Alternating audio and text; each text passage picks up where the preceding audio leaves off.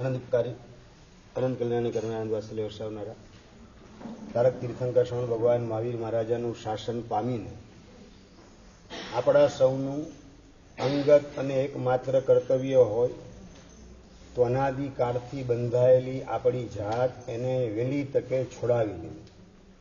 જ્યાં જ્યાં બંધાયેલા છીએ ત્યાંથી આપણી જાતને મુક્ત કરવી એ એકમાત્ર આપણું પ્રયોજન. અને વ્યવહારિક કર્તવ્ય અદા કરતી વખતે ક્યાંય નવું બંધન અંદરમાં ઊભું થઈ ન જાય એની પૂરેપૂરી તકેદારી રાખવાની, આશ્રિતોનું સંસ્કરણ સારી રીતે કરવાનું અને એમને પ્રેરણાને પ્રોત્સાહન સન્માર્ગે આગળ વધવાનું આપતા આપતા સ્વયં પણ મોક્ષ માર્ગે આગળ વધવા માટેના અંતરાયોને દૂર કરવાના, આ બધું કાર્ય એ આપણી જવાબદારી છે. અને આવું સમજનારા મારા સંસારી માતુશ્રી એ સંસ્કરણ માટેના પ્રયત્નની અંદર કોઈ કચાશ રાખતા નહોતા. હવે ચારેય ભાઈ બહેન નાના ને ઝઘડતા હોઈએ અને ઝઘડતા હોય ત્યારે એ ઝઘડાને શાંત કરવાની ટેકનિક કઈ રાહુલભાઈ? અલગ અલગ કરી દેવા, એમ પ્રલોભન આપવા, એમ ભાઈ ટેકનિક કઈ? તમે લોકો કઈ ટેકનિક અપનાવો? મોટાને ઠોકો, એમ મોટા કી ગુનો કરીએ, એમ હું મોટો જ હતો ચારે ભાઈ બહેન અને સૌથી વધારે મારું મેં જ ખાધેલો છે, મને ખ્યાલ છે. પરંતુ મેં ચારેય ભાઈ બહેન ઝઘડતા હોઈએ એ વખતે બા હતા રસોડામાંથી આવી અને બોલો તમારા ચારમાંથી દીક્ષા કોણ લેવાનું? બોલો તમે કોણ દીક્ષા લેવાનું છે? જેવી દીક્ષાની વાત આવે આ દીક્ષા લેશે, લોકો આ દીક્ષા લેશે, હું નહીં આ દીક્ષા લેશે. એ ઝઘડાનો શું વિષય તો બધો ક્યાં ને ક્યાં ભૂલાઈ જાય. અરે દીક્ષા તો લેવી જ જોઈએ. વજ્ર સ્વામી હતા ને, તમારા કરતા નાના હતા, દીક્ષા લીધીને કલ્યાણ કર્યું. હેમચંદ્રસિંહ ચાંગા એમાંથી બની ગયા કલિકાળ સર્વજ્ઞ. એની વાર્તા કહીને ઝઘડો તો ક્યાં ભૂલાઈ જાય એ ખબર પડે નહીં. અને અવારનવાર ઘરની અંદર 2 દિવસ ને 4 દિવસ પસાર થાય એટલે દીક્ષા શબ્દ તો કાને પડે અને પડે જ. હરેશભાઈ, સંસ્કાર આપવાની એમણે અંદર કોઈ એમણે કચાશ રાખી નહીં અને સાથે અનુશાસન પણ એકદમ કડક સંસ્કરણની બાબતમાં. એક વખત સ્કૂલનો ટાઈમ 6 વાગ્યાનો, ઘરે 6:30 આવી જાઓ. ઘરથી સ્કૂલ લગભગ 1.25 કિલોમીટર દૂર, ચાલીને જવાનું, ચાલીને આવવાનું. બપોરની સ્કૂલ 8મા 9મા 10મા ધોરણની, અને 9મા ધોરણની અંદર સાંજના 6:30 આવવાના બદલે છેક 8 વાગે આવ્યો. સહજ પૂછ્યું ક્યાં ગયો તો, કેમ મોડું થયું? જમવાની આપવાની વાત તો બાજુએલી, પેલા રિમાન્ડ ઉપર લેવાનું. પારસભાઈ, કેમ મોડું કેમ થયું? આજે આટલા 6:30 ના બદલે 8 કેમ વાગી ગયા? અને એ વખતે સહજ રીતે બસ સ્કૂલની પાછળ ગ્રાઉન્ડમાં છે ને રાવણનું પૂતળું ઘણા દિવસથી બનાવતા હતા અને આજે દશેરા છે એટલે આજે પૂતળું બાળવાનું હતું. સ્કૂલ પતી ગયા પછી સાંજના 7 વાગે પૂતળું બાળવાનું એટલે હું જોવા માટે ઉભો રહી ગયો. અને જેવું રાવણનું પૂતળું સળગાવતા હતા એ જોવા માટે ઉભો રહ્યો. અંદર છે ને ફટાકડા ભરેલા હોય અને ફટાકડા ચારે બાજુ ફૂટે, રોકેટ નીકળે, એ બધું જોવાની બંધાને મજા આવે. એટલે હું તો આ રાવણનું પૂતળું જેવું સાંભળ્યું, રાવણનું પલિયા, રાવણના પૂતળા બાળેને આ વિરાધના કરે, મિથ્યાતીના આવા પર્વો, એને તારે પોષવાની અંદર રોકાવાનું છે? આના માટે તું મારા ઘરે જન્મ લીધો તે? જે પૂછશે ત્યાં મારા ઘરમાંથી ગેટ આઉટ. મારા ઘરમાં તારા જેવો દીકરો જોઈએ નહીં. જ્યાં દરવાજા ખુલ્લા હોય ત્યાં પહોંચી જા. મારા ઘરમાં હવે રહેવાશે નહીં. કાઢી મૂક્યો રીતસરનો. 9મા ધોરણમાં ભણતો તો દશેરાનો દિવસ રાવણનું પૂતળું એ હળગે, એ ફટાકડા ફૂટે જોવા માટે રોકાયો અને એના કારણે બા મહારાજ એકદમ ગિન્નાયા અને મોકલી, જ્યાં દરવાજા ખુલ્લા હોય ત્યાં પહોંચી જાય. મારા ઘરમાં હવે તારે રહેવાનું નથી. કાઢી મૂક્યો અને રડતા રડતા ઘરની બહાર નીકળો. ક્યાં જવાનું? ક્યાં? સીધો પહોંચ્યો ઉપાશ્રય. એ વખતે પૂજ્યપાદ હિમાંશુ શ્રી મહારાજનું ચોમાસું હતું અને ત્યાં પહોંચ્યો. ઉપાશ્રયમાં ગયો. મહારાજ સાહેબ રાતના રહેવાશે અહીંયા? અલ્યા નરેશ, તું આવ્યો રાતના રહેવા માટે? હા સાહેબ, જો આપને રજા આપો તો અહીંયા રોકાઈ જાઓ આજની રાત. હા ખુશીથી રોકા, શાશ્વતી વળીના દિવસો છે, અહીંયા રોકાઈ જાય. અને આચાર્ય ભગવંતે પરમિશન આપી રાતના રોકાવા. આજની ઘડીને કાલનો દી હવે ક્યારેય પણ આ રાવણના પૂતળા બાળવાનું કે હોળી રમવાનું ને હોળી હળગતી તો જોવાનું હવે ભૂલે ચૂકે પણ કરવું નથી. એ મનોમન નિર્ણય એ વખતે કરી લીધો. અનુશાસન ખૂબ કડક, એમાં ધાર્મિક બાબતમાં વિશેષ પ્રકારે. અને બસ અંદરની ભાવના એક જ હતી, મારો દીકરો દુઃખી ન થાય, એના કરતા પણ મારો દીકરો પાપી ન થાય, એ પ્રકારની એમની ભાવના ઉત્કૃષ્ટ હતી. અને એના જ કારણે ધર્મની બાબતમાં કંઈક ગરબડ હું કરું એટલે રિમાન્ડ ઉપર લેતા એમને જરાય વાર લાગે નહીં. અને એ હકીકતની અંદર મારા આત્મા પ્રત્યેની એ લાગણી હતી. શરીર પ્રત્યેના પ્રેમ કરતા આત્મા પ્રત્યેનો પ્રેમ વધારે હતો. અને સમ્યક દ્રષ્ટિ આત્મા હોય ને એની આ જ સ્થિતિ હોય. શરીરને ન સાચવે એમ નહીં, દીકરાના શરીરને સાચવે, પણ શરીર કરતા આત્માને વધારે સાચવવાનું વલણ. કારણ કે શરીર ગમે એટલું સાચવેલું હોય તો સચવાઈને 80, 90, 100 વર્ષ એનાથી વધારે સચવવાનું નથી.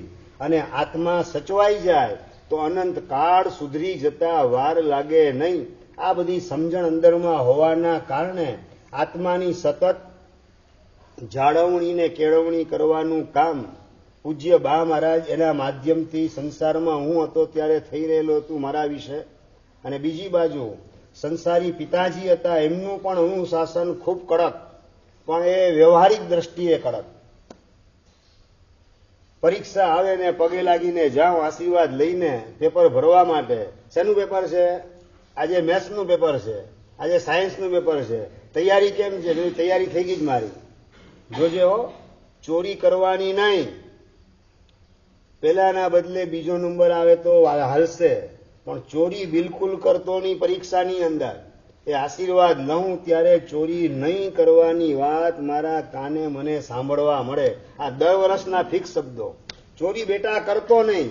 અને તારું પેપર ભરાઈ જાય ને પછી આજુબાજુમાં નબળા વિદ્યાર્થી હોય, કોઈ ના આવડતું હોય કોઈને, તો થોડું મદદ કરજે એ લોકોને, એનું વરસ ન બગડે ને એટલા માટે. શું પારસભાઈ? એ લોકોનું વરસ ન બગડે એટલે થોડી મદદ કરજે, તું ચોરી કરતો નહીં. આવા પ્રકારનું સંસ્કરણ પિતાજીના માધ્યમથી પણ થતું હતું. અને આવું સંસ્કરણ જ્યાં સુધી વેરાવળ હતો ત્યાં સુધી થતું હતું. પણ જેવો બરોડા ગયો અને સ્પ્રિંગ દબાવેલી જેમ છટકે એ રીતે 158 પિક્ચર પહેલા જ વર્ષે 11મા ધોરણમાં હતો ત્યારે જોયા.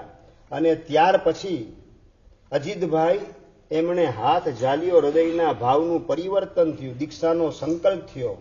અને દીક્ષાના સંકલ્પ પછી હવે સ્કૂલની અંદર 12મું સાયન્સનું એ ભણવાની અંદર મન માનતું નથી. જલ્દી ઘરે પહોંચી જાઉં, વાતને જણાવી દઉં, રજા મેળવી લઉં ને દીક્ષાની તૈયારીમાં લાગી જાઉં. અને જે ગામ જવું નથી એનું નામ લેવું નથી. આ પ્રકારની રજૂઆત અજીતભાઈ પાસે કરી. 1-2 વાર એમણે ના પાડી, પણ મારો અતિ આગ્રહ, સારું તમે જઈ આવો, પણ ત્યાં રોકાઈ નહીં જતા, કોઈ પણ હિસાબે પાછા અહીંયા આવા એવું કરજો, એવી વાત એમણે કરી. અને ત્યાં તમને વાતાવરણ એવું નહીં મળે. દીક્ષાની જો ના પાડશે પછી તમને ધર્મ પ્રવૃત્તિની અંદર પણ ઘણા બધા અંતરાય ઉભા થાય તેવી શક્યતા રહેશે. એટલે અહીંયા આવી જજો પાછા, હું સારું આવી જઈશ. અને ઘરે ગયો અને જેવી વાત કરી કે કમળો થયો એટલે આવ્યો છું, પીળા કપડા, શરીર પીળું ને હાથ પીળી બધું.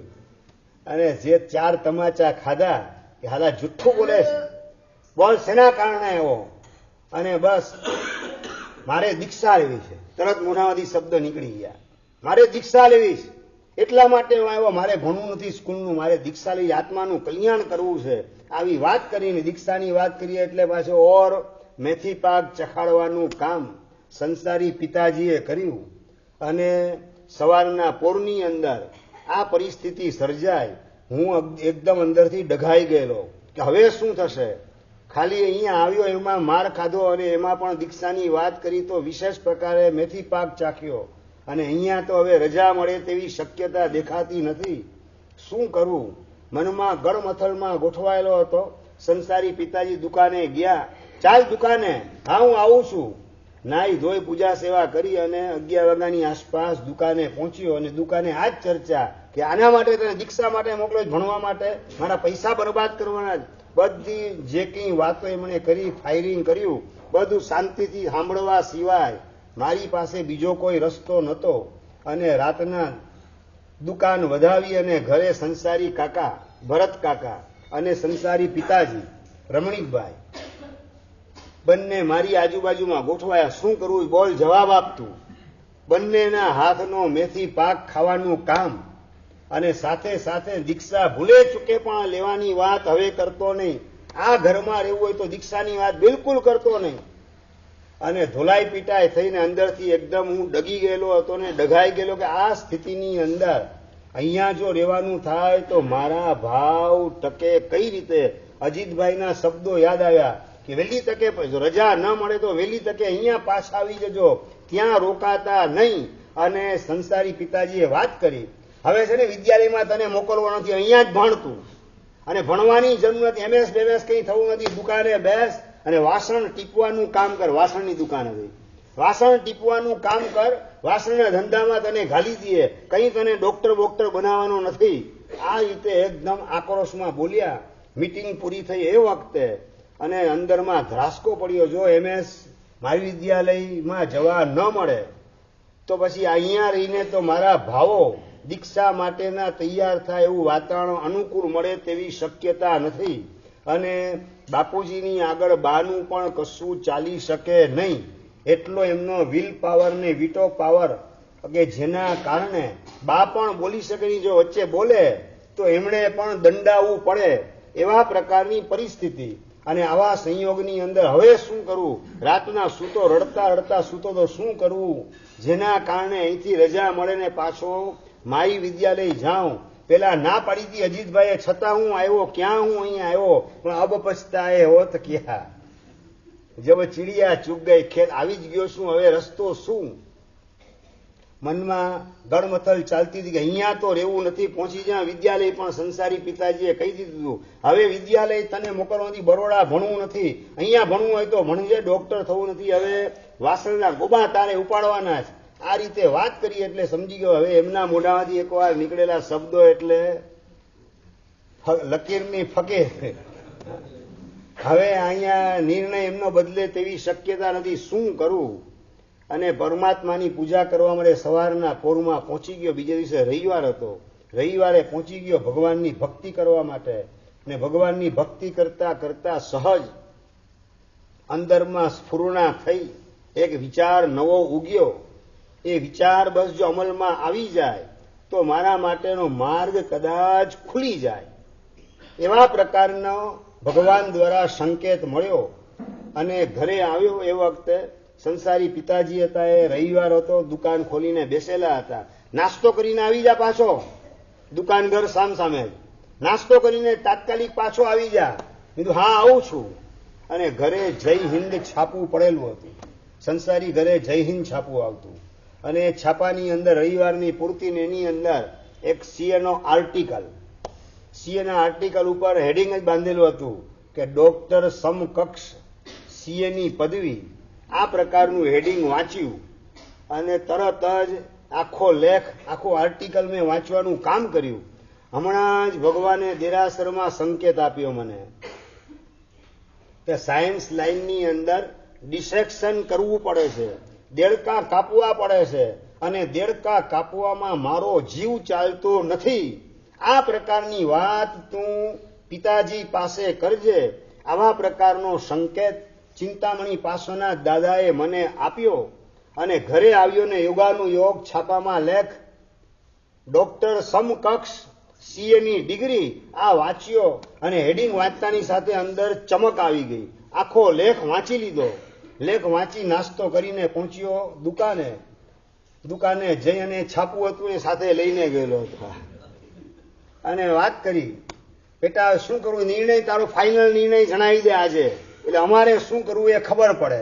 ભરતભાઈ, નિર્ણય તો જણાવી દીધેલો છે, પણ નિર્ણય બદલવાની વાત છે. આ શબ્દો તમારા જુદા હોય, ભાવ તમારો કંઈક જુદો હોય. કहीं પે નિગાહ ઓર કहीं પે નિશાન, આવા પ્રકારની તમારા લોકોની સ્થિતિ હોય. શું નિર્ણય તારો છે? ફાઇનલ નિર્ણય જણાવી દે એટલે અમને શું કરવું ખબર પડે. અને એ વખતે મેં કીધું કે જુઓ, દીક્ષાની કોઈ ભાવના મારી નથી, પણ ઓલું 12મું ધોરણ સાયન્સનું છે ને, એમાં ડિસેક્શન કરવાનું, એ દેડકાને જીવતા કાપવા પડે. અમારા વખતે દેડકા જીવતા ચીરવા પડતા સાયન્સ લાઈનની અંદર, બાયોલોજીના સબ્જેક્ટમાં. એના પછી તો નિરાલાજીએ ખૂબ મહેનત કરી અને એના કારણે પછી રબરના દેડકા ગોઠવાયા, પણ અમારા વખતે તો જીવતા દેડકાને ચીરવાનું આવતું. મેં કીધું કે આ દેડકા જીવતા ચીરવાના આવે ને, મારો જીવ ચાલતો નથી, એટલે પછી મેં તમારી પાસે દીક્ષાની રજૂઆત કરી. બાકી મારે દીક્ષા લેવી નથી, મારે તો જે છે ને, જો સાયન્સમાંથી કોમર્સ લાઈન લઈ લઉં અને પછી સીએ થઈ જાઉં. સીએ એટલે હું પ્રશ્ન કર્યો. મેં કીધું ચાર્ટર એકાઉન્ટન્ટ, જો આ લેખ આવ્યો છાપાની અંદર, ડોક્ટર સમકક્ષ સીએની ડિગ્રી. સાયન્સ લાઈનની અંદર ડોક્ટરની જે વેલ્યુ, એવી જ વેલ્યુ કોમર્સ લાઈનની અંદર સીએની આખો એનો લેખ છે. મેં વાંચ્યો અને આપને બતાવવા માટે લાવેલો છું. અને એટલે તારી અંદરની શું ભાવના છે? મેં કીધું કે સીએ થવાની ભાવના એકદમ પાક્કી. દીક્ષાની કઈ વાત નથી. આ ડિસેક્શનનું જે આવે છે ને, પણ બેટા દેડકા ચીરીને માનવની સેવા જ કરવાની ને, પ્રાયશ્ચિત લઈ લેવાનું. એવું હોય તો ડોક્ટર થવામાં ઘણા લાભ છે. ના, પણ મારો જીવ જ નથી ચાલતો, તો કઈ રીતે હું ડોક્ટર થઈશ?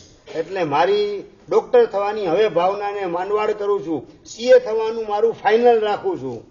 અને મિત્ર હતા એમના શશિકાંતભાઈ, વસંતભાઈ વગેરેને બોલાવીને પૂછ્યું, વાતચીત કરી કે આ સીએની પદવી ડિગ્રી માટેની વાત કરે છે નરેશ, તો કે બહુ સારામાં સારી એ તો ડિગ્રી છે, આમાં વાંધો નથી કઈ, સીએ થાય તો સારામાં સારું છે. પણ દીક્ષાની વાત છે જ નહીં. હવે આ ડિસેક્શન જે છે ને, એમાં મારો જીવ ચાલે, હાથ ધ્રુજે રાખે.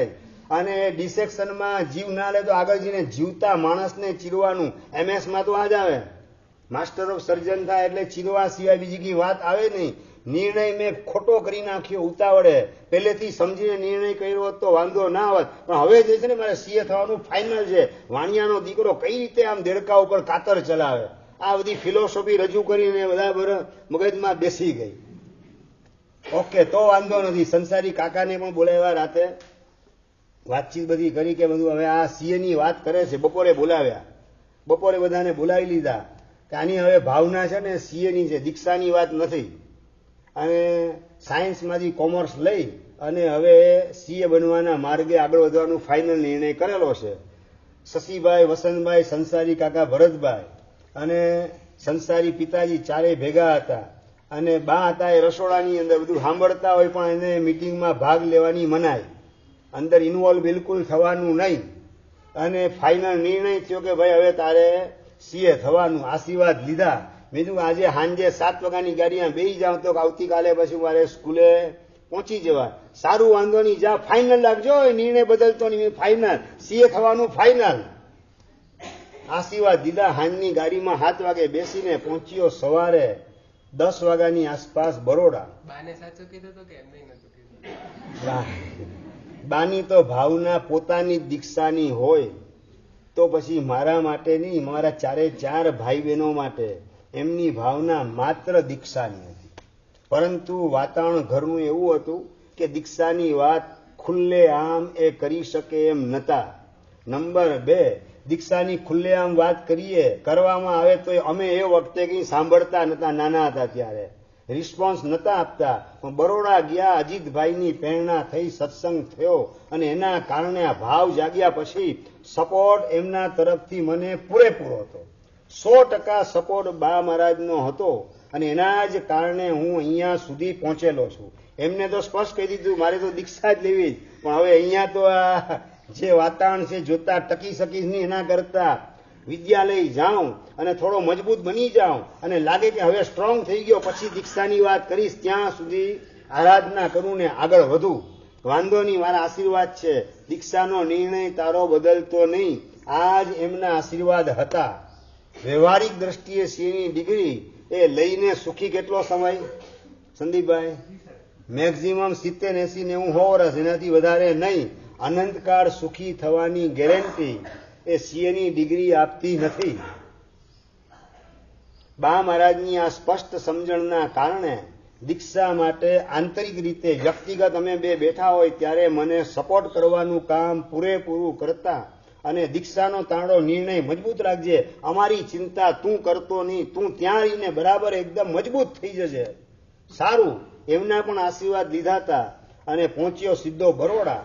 બરોડા હજી અને માંજલપુર એરિયામાં શ્રેયસ સ્કૂલ આવેલી, પ્રતાપનગરની અંદર માયુ વિદ્યાલય. ત્યાંથી રોજ સાયકલ ઉપર બેસી અને જવાનું શ્રેયસ સ્કૂલની અંદર. શ્રેયસ સ્કૂલમાં પહોંચ્યો અને સ્કૂલના ટાઈમે આવીને પેલા ગ્રહપતિને જણાવી દીધું હું આવી ગયો, લગ્નનું કામ પતી ગયું છે.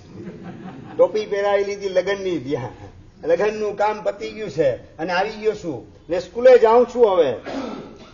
સારું, અને સ્કૂલે પહોંચ્યો અને પ્રિન્સિપલને વાત કરી, પેલા ટીચરને વાત કરી કે સાયન્સમાંથી મારી ભાવના કોમર્સ લાઇનની છે. શ્રેયસ સ્કૂલની અંદર બે ફેકલ્ટી હતી, સાયન્સ, કોમર્સ ને આર્ટ્સ પણ વિભાગ હતો. કઈ વાંધો, એ વખતે મુખ્ય બે સાયન્સ ને કોમર્સ. મેં કીધું, મને વાત કરી કે ખુશીથી તું તારી ભાવના આ રીતે હોય પણ તું પ્રિન્સિપલને વાત કરા, નિર્ણય મારા હાથમાં નથી. પ્રિન્સિપલ પાસે પહોંચ્યો અને સીધો પ્રશ્ન, કેમ તમારે સાયન્સમાંથી કોમર્સ લાઈન કેમ લેવી છે? બધી જગ્યા એક જ વાત, આ ડિસેક્શન કરવાનું આવે છે અને એની અંદર હું વાણીઓ, અમે જૈન લોકો કહેવાઈએ એટલે અમારો જીવ ચાલેની હાથ ધ્રુજે છે, એટલે કંપારી છૂટે છે. હું આ ડોક્ટર નહીં થઈ શકું આગળ વધીને, એટલા માટે મારે સાયન્સમાંથી કોમર્સ લાઈન લેવી છે. પણ સાયન્સમાંથી 12માનું તમારું રજીસ્ટ્રેશન ગાંધીનગર સુધી પહોંચી ગયેલું છે બધાનું. હવે એની અંદર ચેન્જ થઈ શકશે નહીં. તમારે સાયન્સ લાઈન જ હવે 12માની સ્વીકારવી પડશે. મેં કીધું, સાયન્સ હું આગળ વધી શકું એવી શક્યતા દેખાતી નથી. ફેલ થાઉં સાયન્સમાં આ ડિસેક્શનમાં ધ્રુજારીના કારણે ને મારું મન ન માનતું હોવાના કારણે. એના કરતાં સાયન્સમાંથી કોમર્સ લાઈન લઈ અને હું સીએ તરીકે બનવાની ભાવના રાખું છું. આ રીતે રજૂઆત કરી. પણ તમારે આટલો સ્કોરિંગ સબ્જેક્ટ બધા છે તો એની અંદર શા માટે ડિસેક્શનના કારણે સાયન્સની અંદરથી ખસીને કોમર્સમાં જવા માંગો છો? પ્રિન્સિપાલે ચર્ચા કરી, પણ મેં કીધું કે હું જૈન હોવાના કારણે આ મને ફાવે એમ નથી ને આગળ વધીને માસ્ટર ઓફ સર્જન થવાની અંદર આ ચીરવાનું આવે, વાડકાપ વગેરે આવે, એ મારો જીવ ચાલે તેમ નથી. માટે મારે સાયન્સમાંથી કોમર્સ લાઈન લેવી છે. પણ ગાંધીનગર તમે તપાસ કરી, તમારી પિતાજીની લાગવગ વગેરે હોય તો ત્યાંથી ચેન્જ કરાવીને લાવો.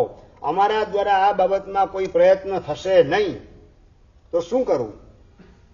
કાં સાયન્સમાં રહો તમે અને કાં પછી તમે ગાંધીનગર તપાસ કરાવો, લાગવગ લગાવો. ત્યાંથી ઉપરથી અમારા ઉપર ફરફરી આદેશ આવી જાય તો થઈ શકશે. એ સિવાય બીજો કોઈ રસ્તો દેખાતો નથી. ત્રીજો રસ્તો એક જ છે. કયો રસ્તો? એલસી કઢાવી લો અમારી સ્કૂલમાંથી. અને એલસીની વાત સાંભળી મેં કીધું એલસી તો કઢાવવી નથી, પણ હવે સાયન્સમાંથી કોમર્સ એની ના પાડે, ગાંધીનગર કઈ છેડા અડે નહીં. હવે કરવું શું? ત્રીજો વિકલ્પ છે ને, ભગવાને કંઈક મારા પુણ્યોદયથી પ્રિન્સિપલને સુજાડ્યો લાગે છે. સારું, મને એલસી આપી દો. એલસી લેવાની શિરીષભાઈ ઉતાવળ કરી. એલસી લઈ અને સીધો આવ્યો વિદ્યાલય. સાંજના ચોવિયા કરી અને વાત કરી અજીતભાઈને કે આ રીતે સાયન્સમાંથી કોમર્સની વાત કરી હતી પણ એમણે ના પાડી. એલસી સિવાય બીજો વિકલ્પ નથી. ગાંધીનગર છેડા આપણા અડતા નથી. સાયન્સમાંથી કોમર્સ શક્ય નથી. એટલે હવે એલસી લઈ લો અને પછી આગળ જે તમને યોગ્ય લાગે તમારા પરિવારની વાત કરીને આગળ વધજો. અને એલસી કઢાવીને આવેલો છું ને અજીતભાઈ એ પણ એકદમ અકળાઈ ગયા. એલસી કઢાવવાની ઉતાળ કેમ કરી? પણ આટલી બધી ઉતાળ કરવાની જરૂરત નથી. તમારે 24 કલાક વિચારવા માટે એના બાકી રાખવા હતા. હવે તો ડન ઇઝ ડન, કઈ વાંધો નહીં. હું જે સ્કૂલમાં ભણતો હતો ને, એમએસમાં દાખલ થયો એની પહેલા, એ સ્કૂલમાં તમને લઈ જાઓ.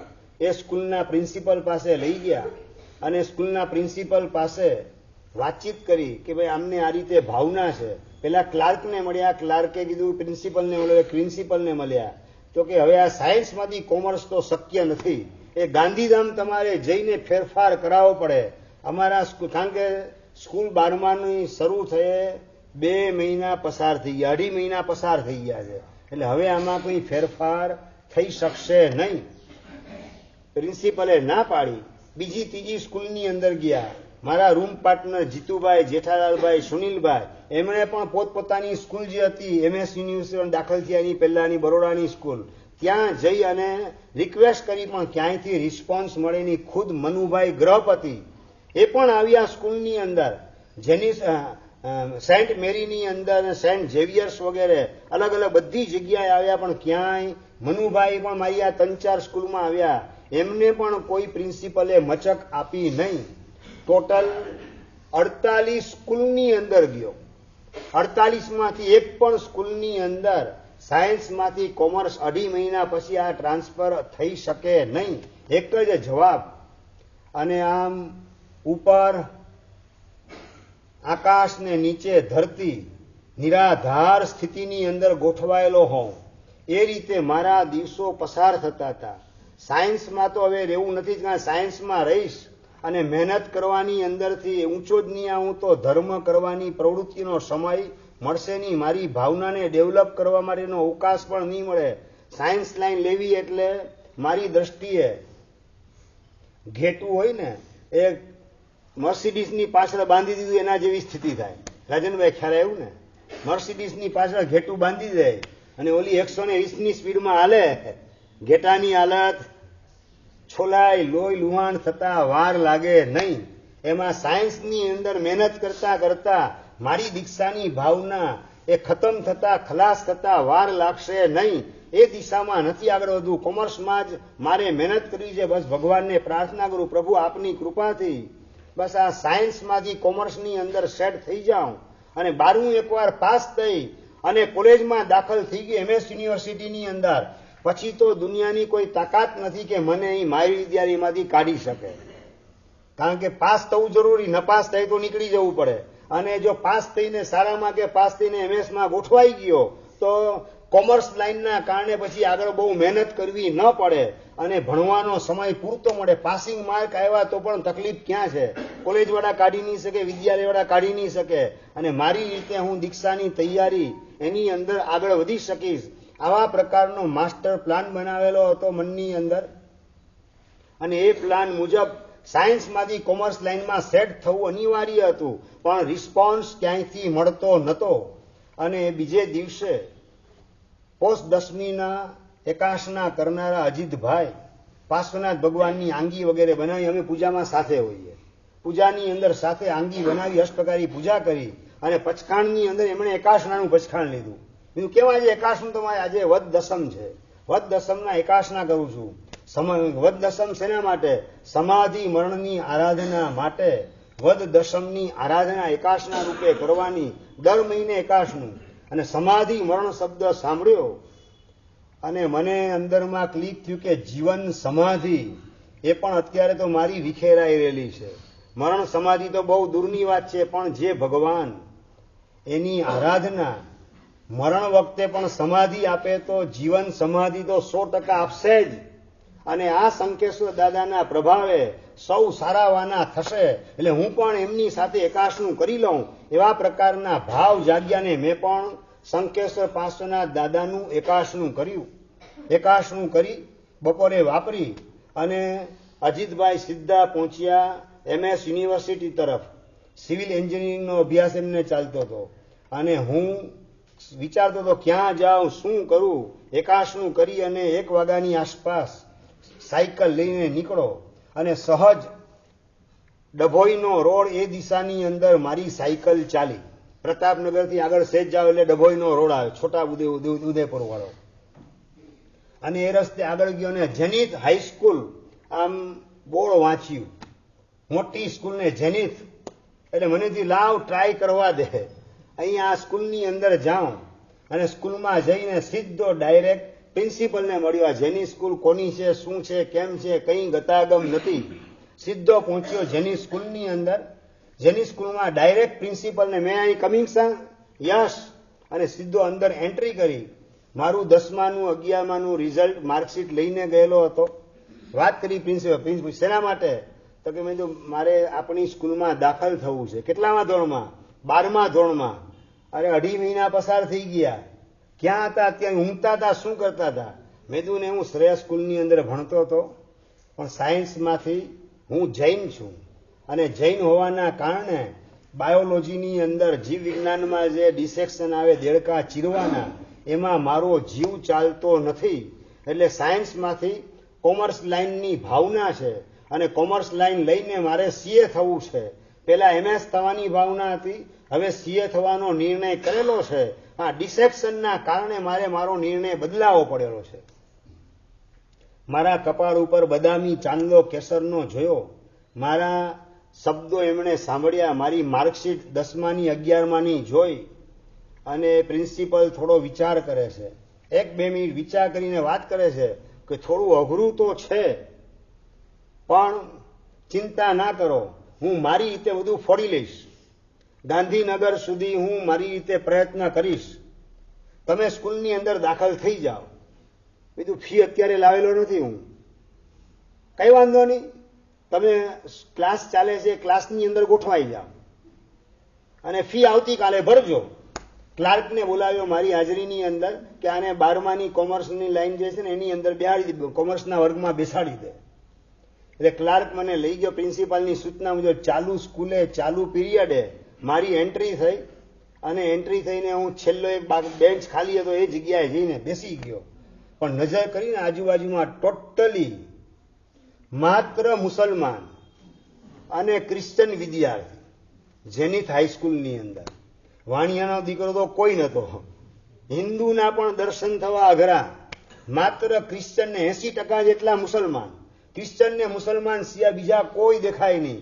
કાં ગળામાં ક્રોસ દેખાય ને કાં માથે ટોપી દેખાય. અને હું અકળાઈ ગઈ. મેં આ સ્થિતિની અંદર મારે અહીંયા ભણવાનું, અહીંયા રહેવાનું, પણ હવે બીજો રસ્તો કંઈ હતો નહીં. સ્કૂલ પતી ગઈ અને પહોંચ્યો પાછો માય વિદ્યાલય. અજીતભાઈને વાત કરી, ચોવિયા કર્યા પછી દેરાસર આરતી ઉતારી કે જેની સ્કૂલની અંદર ગયો તો ને પ્રિન્સિપલ મુસલમાન પ્રિન્સિપલ, મુસ્લિમ પ્રિન્સિપલ, એમને કીધું છે કે તમે ખુશીથી મારે ત્યાં આવી જાઓ, ગાંધીનગર સુધી હું મારી રીતે મહેનત કરી લઈશ, તમે તાત્કાલિક દાખલ થઈ જાઓ અમારી સ્કૂલની અંદર.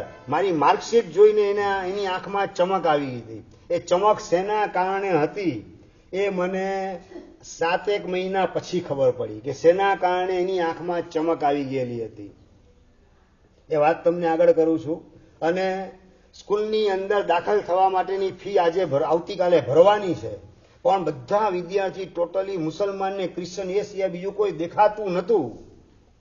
એટલે અજીતભાઈ કે જુઓ, હવે અમે 48 સ્કૂલમાં તો પ્રયત્ન કરેલા છે, ગ્રહપતિ પણ આવી ગયા, કંઈ મેળ પડે એમ નથી.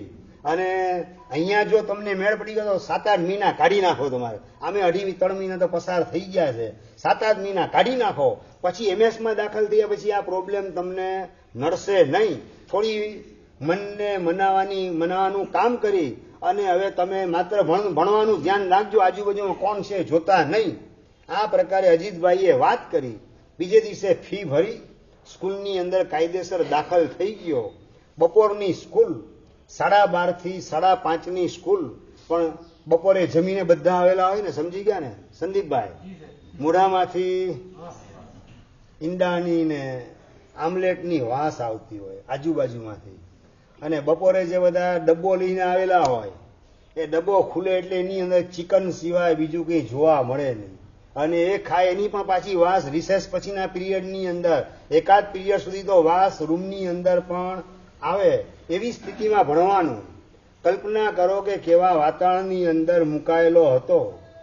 બસ પણ મારી ભાવના એક જ હતી કે બસ સાયન્સમાંથી કોમર્સની અંદર ટ્રાન્સફર થવા મળે છે તો એના માટે કુછ પાકર ખોના હે, કુછ ખોકર પાના હે. બસ તો થોડું નુકસાન વેઠીને પણ જો અહીંયા કોમર્સ લાઈનમાં ગોઠવાઈ શકાતું હોય તો અહીંથી પછી પાસ થયા પછી MS-ની અંદર એડમિશન મળવું સહેલું. અને કોમર્સ લાઈનમાં હજી કોલેજમાં મહેનત ઓછી કરવી પડશે, ધર્મની પ્રવૃત્તિ માટેનો સમય વધારે મળશે. મારી દીક્ષાની ભાવનાને હું મજબૂત કરી શકીશ.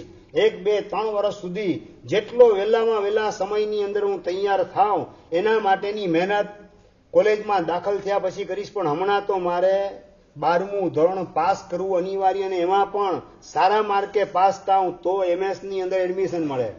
70% તો મિનિમમ હોય તો મળે, એનાથી ઓછા પર્સન્ટેજ હોય તો એડમિશન મળતું નહોતું MS-ની અંદર કોમર્સ લાઈનમાં. સાયન્સમાં 80 અપ હોય તો મળે, કોમર્સની અંદર 70 અપ હોય તો મળે. મહેનત શરૂ કરીને પહેલા જ દિવસે જે એકાઉન્ટનો સબ્જેક્ટ એ જમણે અને ડાબે ઉધારને જમા ક્યાં લખાય એની પણ ગતાગમ નથી.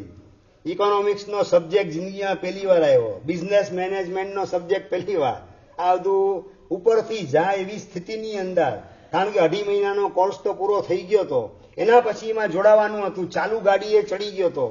પ્રભુની કૃપાથી મહેનત એ દિશામાં કરી અને એ વખતે અતુલ નામનો એક યુવાન અજીતભાઈ એમને સૂચના કરી કે તું નરેશને છે ને થોડી મહેનત કરવામાં સપોર્ટ આપજે, એને થોડો 2.5 મહિનાનો કોર્સ એનો પૂરો થઈ જાય કે 12મું એનું ડિસ્ટર્બ ન થાય, 12મું ફેલ ન જાય, એની કેરિયરનો પ્રશ્ન ઊભો ન થાય. આ રીતે અજીતભાઈએ અતુલભાઈને વાત કરી. અતુલ નામનો યુવાન એ પણ મને પ્રેમથી એકાઉન્ટ વગેરે શીખડાવવાનું કામ કરે, બીજા બધા સબ્જેક્ટ જે મને ટપ્પી ન પડતી હોય એ પહેલેથી સબ્જેક્ટ વાંચતો જાઉં. સર્વસાથી મેગેઝિન ને મોડર્ન મેગેઝિન એ વખતના એ બધા લઈ અને વાંચું, અને એમાં સમજણ ન પડે અતુલભાઈને પૂછું. એમ કરતા કરતા જૂનો કોર્સ હતો એ પણ પૂરો કર્યો 2.5 મહિનાનો, અને બીજી બાજુ સ્કૂલમાં આગળ પણ કોર્સ ચાલ્યો. એમ કરતા કરતા પ્રિલિમની એક્ઝામ આવી, ને પ્રિલિમ્સની એક્ઝામની અંદર આખી જેની સ્કૂલની અંદર મારો પહેલો નંબર આવ્યો, 85%. અને પ્રિન્સિપાલે સીધો મને બોલાવ્યો પોતાની ચેમ્બરની અંદર. બીજો નંબર એને 72%, અને મને 85%. અને મને બોલાવીને કીધું કે શાહભાઈ, તમારા ઉપર મને એક આશા છે. કીધું શું, બોલો આપ. બસ તમે છે ને જેની સ્કૂલ એ 12માના બોર્ડની અંદર ટોપ 10માં નંબર જેની સ્કૂલનો લાગે એના માટે તમને મેં એડમિશન અપાવેલું છે. એ વખતે છેક 8 મહિના પછી ખબર પડી મને. એના મોઢામાં ચમક હતી મારું રિઝલ્ટ જોઈને કે આ છોકરો એ તેજસ્વી છે, ને આપણી સ્કૂલનું નામ 12માની અંદર બોર્ડમાં ટોપ 10ની અંદર હજી સુધી એકે વાર આવેલું નથી. તમે મહેનત કરો અને અમારી સ્કૂલનું નામ ટોપ 10ની અંદર આવી જાય, બસ એ મારી ભાવના તમે પૂરી કરજો. અને એ વખતે યોગાનું યોગ મારા મનમાં સહજ સ્ફુરણા થઈ કે સર અભ્યાસ બધો હજી દરેક વિષયની અંદર કોકમાં 15% બાકી, કોકમાં 20% બાકીની સ્કૂલમાં બહુ ધીમો અભ્યાસ ચાલે છે. એટલે અને પતે એવું દેખાતું પણ નથી પરીક્ષા પહેલા. આપની જે ભાવના છે રિસ્પોન્સ આપવું, પણ જો મને આપ રજા આપો કે મારી પ્રેઝન્ટ પુરાઈ જશે તો સ્કૂલમાં હું ના આવું ને મારી રીતે બધા બાકીના સબ્જેક્ટ 15-20% જે બાકી અલગ અલગ સબ્જેક્ટ છે એ બધા મારી જાતે હું પૂરા કરીશ, અને એમાં કંઈ પ્રશ્ન હશે તો હું ટીચરને પૂછી જઈશ. આપ જો સંમતિ આપો, મારી પ્રેઝન્ટ પુરાઈ જતી હોય તો પછી હું આવતીકાલથી જે વ્યક્તિગત પર્સનલી મારી રીતે બાકીના સબ્જેક્ટ જે બાકી જે સ્કૂલમાં એ પૂરા કરવાની મહેનત કરું. અને પ્રિન્સિપલે ખુશીથી તમારી પ્રેઝન્ટ પુરાઈ જશે હિરેલભાઈ. મેં કીધું કે આ સંકેશ્વર પાર્શ્વનાથ દાદાનું એકાશનું ફળ્યું, એના કારણે જીવન સમાધિ ટકે એવા સંયોગો ગોઠવાયા, પ્રિન્સિપલ પણ અનુકૂળ થયા, અને એના કારણે મને રજા મળી ગઈ સ્કૂલમાંથી, કારણ કે ત્યાં બેસી શકાય એવી સ્થિતિ હતી જ નહીં. અને એમાંથી માંડ છુટકારો મળ્યો. ને બીજે દિવસે દેરાસર પૂજા કરવા ગયો ત્યારે તો એક બેનર, ફ્લેક્સ બેનર વાંચ્યું મેં, ને બેનરની અંદર લખેલું હતું શાશ્વતી ઓળીની આરાધના સંકેશ્વર પાર્શ્વનાથ દાદાના ધામમાં પૂજ્યપાદ નિશ્રા, પૂજ્યપાદ ગણિવર્ય ગુણરત્ન વિજયજી મહારાજ સાહેબ. આવા પ્રકારનું ફ્લેક્સ બેનર લાગેલું વાંચ્યું, અને મનમાં વિચાર આવ્યો કે જે દાદાની કૃપાથી મને જેનિથમાં એડમિશન મળી ગયું અને સ્કૂલમાંય પહેલો નંબર આવ્યો અને પ્રિન્સિપલના દિલને પણ જીતવાની તક મળી, બસ તો એ દાદા જે છે એ નિશ્રામાં જઈ અને ઓળી કરી લઉં. ઓળીના ભાવ જાગ્યા. અજીતભાઈની પાસે રજૂઆત કરી, વિનીતભાઈ, અજીતભાઈ કે 12મું છે અને તમે આ 10 દિવસના ખાડા પાડશો, હજી અભ્યાસ 20% જેટલો બાકી છે એને કવર કરવાનું. દાદાએ મને જો એડમિશન અપાવ્યું છે તો દાદા જે છે ઝેનિથમાં અપાવ્યું તો એમએસમાં પણ એડમિશન દાદા અપાવશે, મને પૂરેપૂરી શ્રદ્ધા છે. 70%ની અંદર એડમિશન મળી જાય એમએસની અંદર.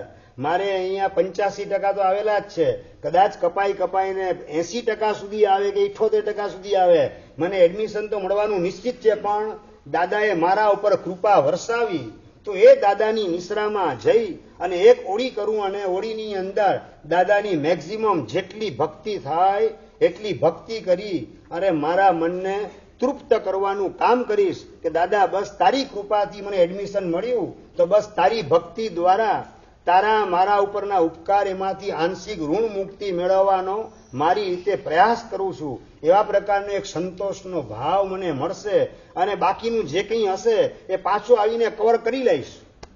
25 દિવસની વાર હતી ફાઇનલ એક્ઝામને, પ્રિલિમ્સ પછી, પ્રિલિમ્સના રિઝલ્ટ પછી. અને અજીતભાઈ સારું, વાંધો નહીં, તમે જાઓ. અને ગ્રહપતિ હતા એમને પણ એમને સમજાવવાનું કામ કર્યું. અજીતભાઈએ પોતે જ ગ્રહપતિ મનુભાઈને પણ સમજાવ્યા કે એમની ભાવના જે છે ને દીક્ષા લેવાની જ છે, પણ ઘરેથી રજા નથી મળતી એટલે સાયન્સમાંથી કોમર્સમાં એ ટ્રાન્સફર થયા છે અને 85% આવી ગયા છે. MS-માં તો એડમિશન 70% સુધી હશે તો મળી જશે. એની ભાવના છે તો તમે પ્રેમથી એને રજા આપો. અને અજીતભાઈનું એવું વ્યક્તિત્વ હતું કે મેથ્સની અંદર એન્ટ્રી થાય ને એની પહેલા હો હાને દેકારો ચાલતો હોય, પણ જેવા અજીતભાઈ પરમાનંદ શાહ ભાવનગરના એન્ટ્રી કરે ને આખા મેથ્સની અંદર શાંતિ થઈ જાય. રસોડાની બધી ધમાલ ચકડી બધી બંધ થઈ જાય. અને કોઈ પ્રોબ્લેમ હોય વિદ્યાર્થીના અને એના કારણે ગ્રહપતિ અકળાઈ ગયેલા હોય તો અજીતભાઈને યાદ કરે, અજીતભાઈ આ થોડો પ્રોબ્લેમ સોલ્વ કરી દેજો. અજીતભાઈ વાત કરે એટલે કોઈ પણ વિદ્યાર્થી એ જુનિયર હોય તો માને જ, પણ સિનિયર હોય ને એમનાથી એ પણ એમની વાતને ઉત્થાપે નહીં. એવું એમનું નખશીખ ધાર્મિક વ્યક્તિત્વ અને પરોપકારનો સ્વભાવ અને એકદમ મીઠી ભાષા, સમજાવવાની શક્તિ, ધર્મની પ્રવૃત્તિ અને ધર્મનો પક્ષપાત, આ બધા એટલા બધા સદગુણનો વૈભવ એમની પાસે ડેવલપ થયેલો કે ગ્રહપતિ એમની વાતને લગભગ ઉત્થાપે નહીં. અને ગ્રહપતિએ રજા આપી ને સીધો પહોંચ્યો શંકેશ્વર દાદાના ધામની અંદર.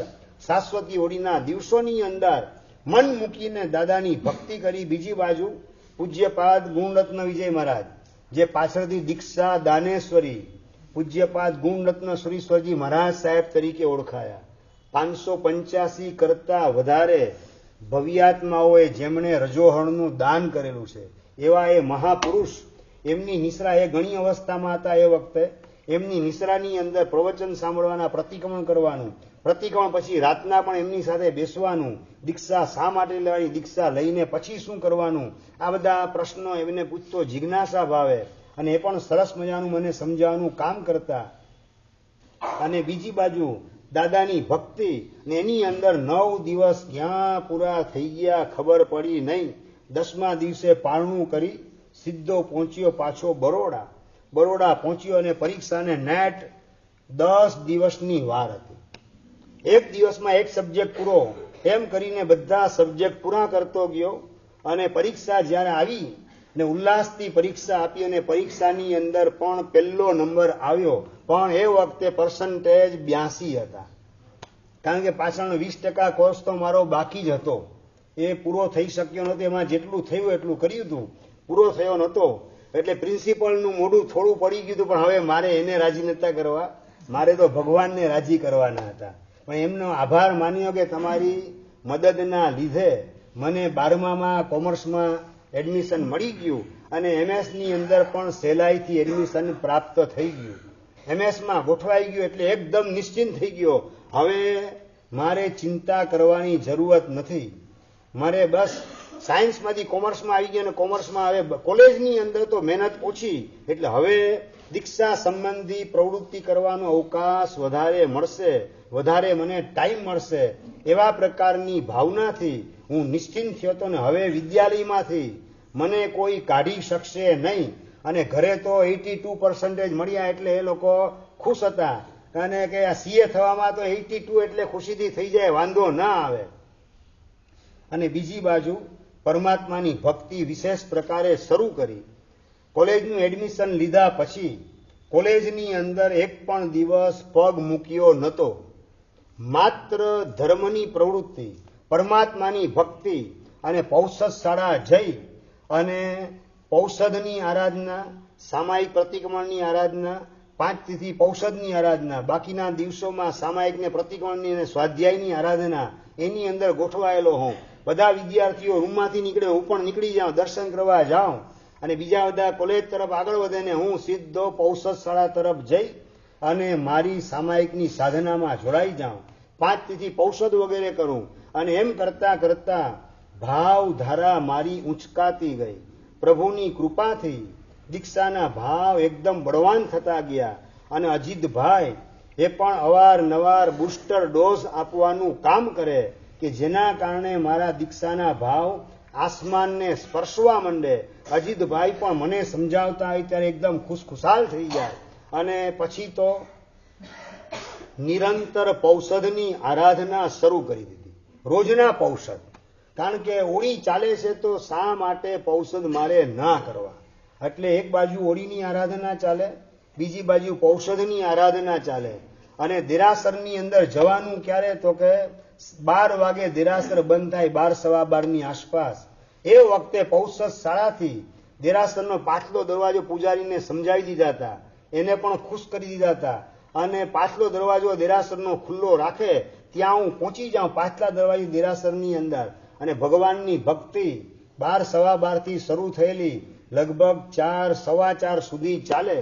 અને 4-4:15 દેરાસર જ્યારે ખુલે એ વખતે હું બહાર નીકળું. પૂજારી 4:15 દેરાસર ખુલે ત્યારે બહાર નીકળી મેઇન દરવાજેથી ને સીધો આંબેલ કરવા માટે માઈ વિદ્યાલયના રસોડે પહોંચી જાઉં.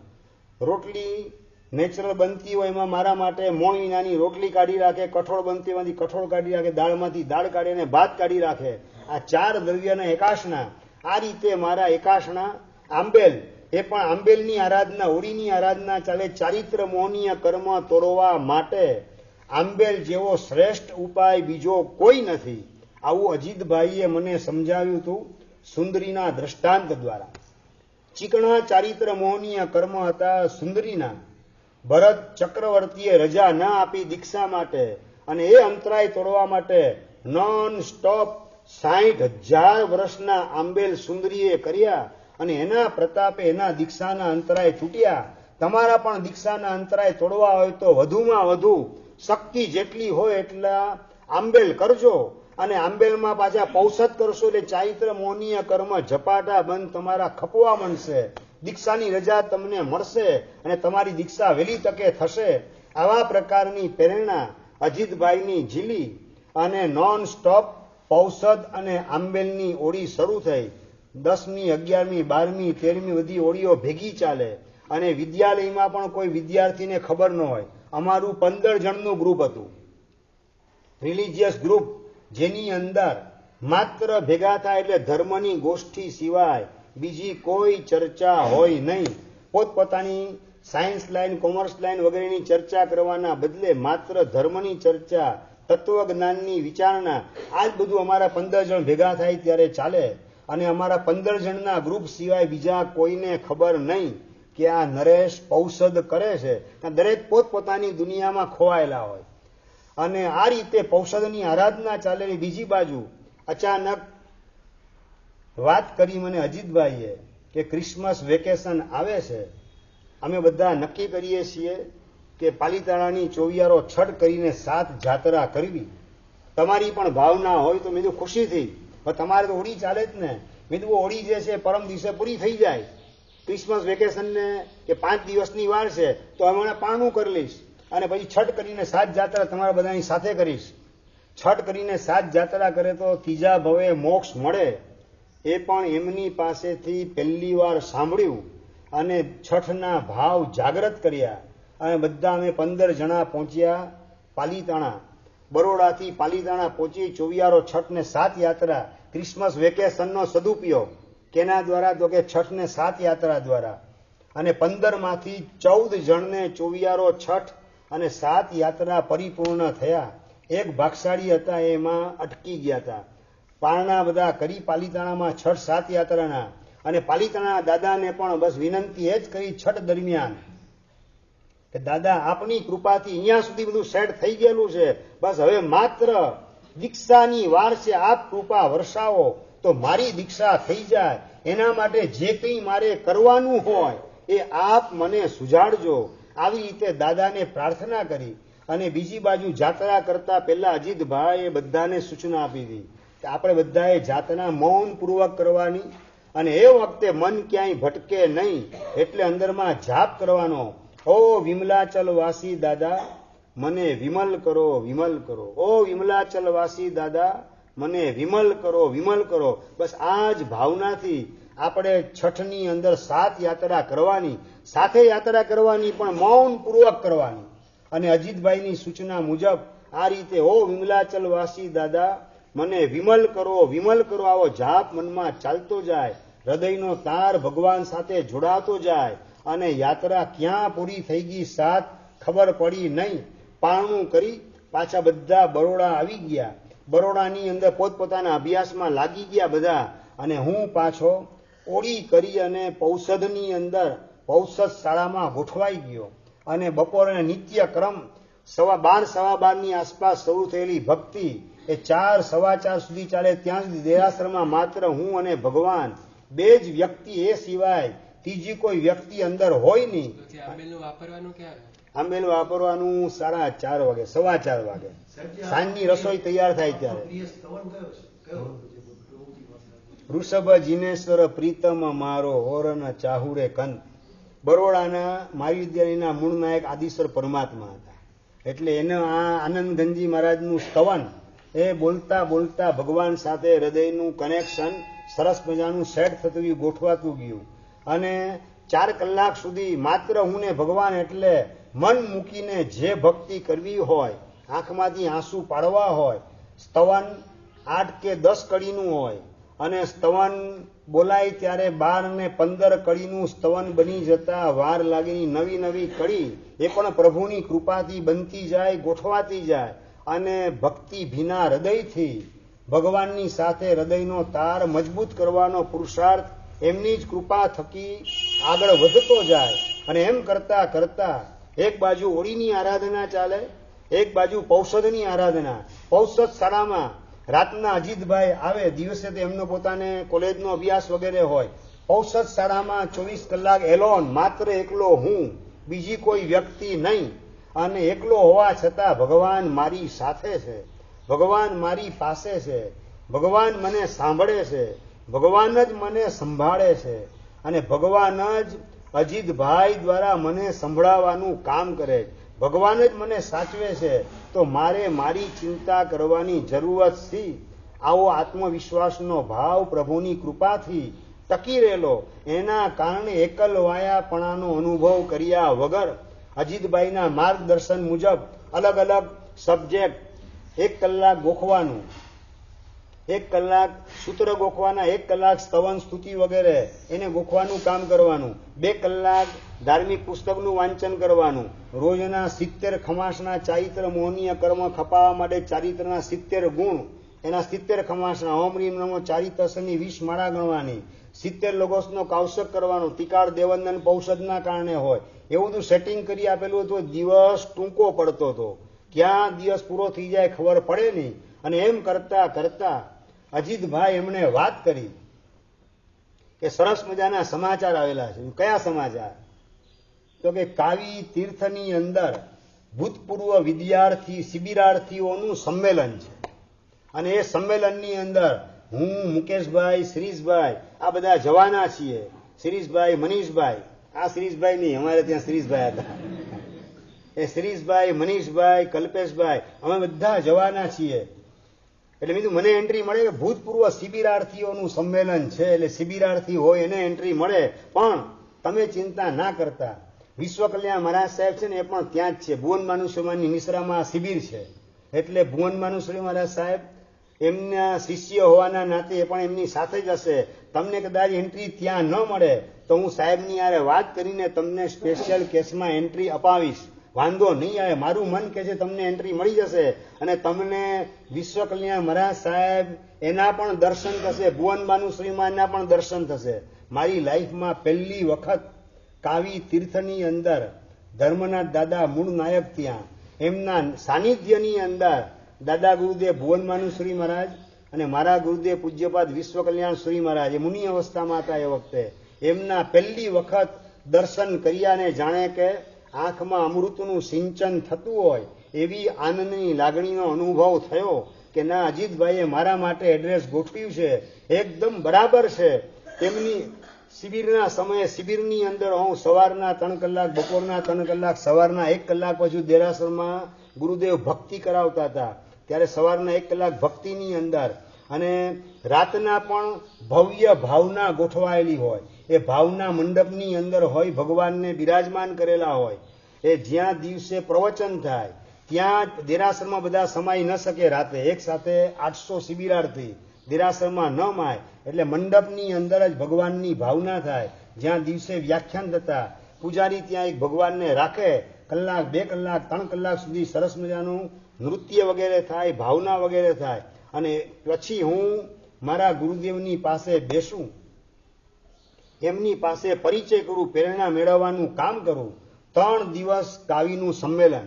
અને એ કાવી સંમેલનની અંદર 2 વ્યક્તિ એવી હતી કે શિબિરાર્થી ન હોવા છતાં પણ આવેલી હતી. એક વ્યક્તિ તરીકે હું, અને બીજી વ્યક્તિ હતી જે અત્યારે જીન શાસનમાં પ્રસિદ્ધ વ્યક્તિ બની ગયેલી છે, કે જે શિબિર કર્યા પછી દરેક શિબિરના એક પ્રવચનમાં ધ્રુસકે યુવાન એ રડતો હતો. અને શિબિર પૂરી થઈ એના પછી 70 નિયમોનું લિસ્ટ બનાવી અને ગુરુદેવની પાસે યુવાન પહોંચી ગયો કે ગુરુદેવ આટલા નિયમ મારે લેવા છે, જીવનભર પાળવા છે. એ યુવાન એટલે બીજો કોઈની કલ્પેશભાઈ વી શાહ એ કાવી સંમેલનમાં પહેલી વખત શિબિરાર્થી તરીકે આવેલા. ભૂતપૂર્વ શિબિરાર્થી નહોતા. અમે 2 વિદ્યાર્થી એવા હતા કે પહેલી વખત એન્ટ્રી કરેલી હતી. અને ગુરુદેવની નિશ્રામાં 3 દિવસ ભક્તિની અંદર, પ્રવચન શ્રવણની અંદર ક્યાં પસાર થઈ ગયા ખબર પડી નહીં. ગુરુદેવના દર્શન પહેલી વાર થયા, દાદા ગુરુદેવના, મારા ગુરુદેવના. એકદમ અંતર નાચી ઉઠ્યું કે ના, મારા માટે એડ્રેસ અજીતભાઈએ પરફેક્ટ ગોતેલું છે. અને દાદા ગુરુદેવને પણ મેં વાત કરેલી હતી કે મારી ભાવના દીક્ષાની છે, આપ સાહેબ બરોડા પધારો તો આપનો લાભ અમને પ્રાપ્ત થાય. અને ગુરુદેવે વાત કરી કે અમે કાવીથી બરોડા જવાના છીએ. 15 દિવસ પછી બરોડાની અંદર શિબિર છે. સમાચાર નથી તારી પાસે? સાહેબ મારી પાસે સમાચાર, અમે તો મારી વિદ્યાલયમાં ભણીએ. 15 દિવસ પછી હું આવું છું અને ત્યાં મોર્નિંગ ટોક અને ઇવનિંગ ટોક શિબિર છે, એની અંદર તું આવજે. બીજું સારું સાહેબ, તહતથી. અને દાદા ગુરુદેવ ભોલમાનું શ્રી મહારાજ વાંકી કાવી તીર્થથી પહોંચ્યા સીધા બરોડા. બરોડામાં એનો પહેલેથી કાર્યક્રમ નક્કી હતો. અને સવારના મોર્નિંગ ટોક એની અંદર પૂજ્યપાદ રત્નસુંદર શ્રી મહારાજ ને પૂજ્યપાદ ભુવનબાનુ શ્રી મહારાજ સાહેબ, એમના બંનેના 1.25 કલાકના પ્રવચન હોય. એટલે 1.5 કલાકની સવારે શિબિર થાય, 2.5 કલાકની સવારે શિબિર થાય. અને રાતના પાછી બીજી 2.5 કલાકની શિબિર. રાતના પૂજ્યપાદ વર્તમાન ગચ્છાધિપતિ પ્રશાંત મૂર્તિ રાજેન્દ્ર સુરીશ્વરજી મહારાજ અને પૂજ્ય રત્ન સુંદર શ્રી મહારાજ સાહેબ, એ બંનેનો 1.25 કલાકનો પિરિયડ હોય. 2.5 કલાક સવારે ને 2.5 કલાક સાંજે મોર્નિંગ ટોક ને ઇવનિંગ ટોક. આની અંદર જોડાવાનો પણ લાભ મળ્યો. ને એ વખતે વિશેષ પરિચય, અંગત પરિચય જેને કહેવાય, એ કરવા માટેનો મને અવસર મળ્યો. કેટલા દિવસની શિબિર? 3 દિવસની નહીં, નેટ 15 દિવસની શિબિર. 15 દિવસ સુધી બરોડાના બધા યુવાન જાની શેરીનો ઉપાશ્રય ટૂંકો પડવા માંડ્યો. ક્યારેય ભરાતો નહોતો. એ ઉપાશ્રય ટૂંકો પડવા માંડ્યો. અને એ ઉપાશ્રયની બહાર ગેલેરીમાં પણ યુવાનો બેસેલા હોય. અને એ શિબિરના એ વખતે ગુરુદેવની કૃપા દ્રષ્ટિના કારણે પૌષદની આરાધના ગુરુદેવની સાથે રહીને કરી. એમની નિશ્રામાં સ્વાધ્યાય પણ થયો.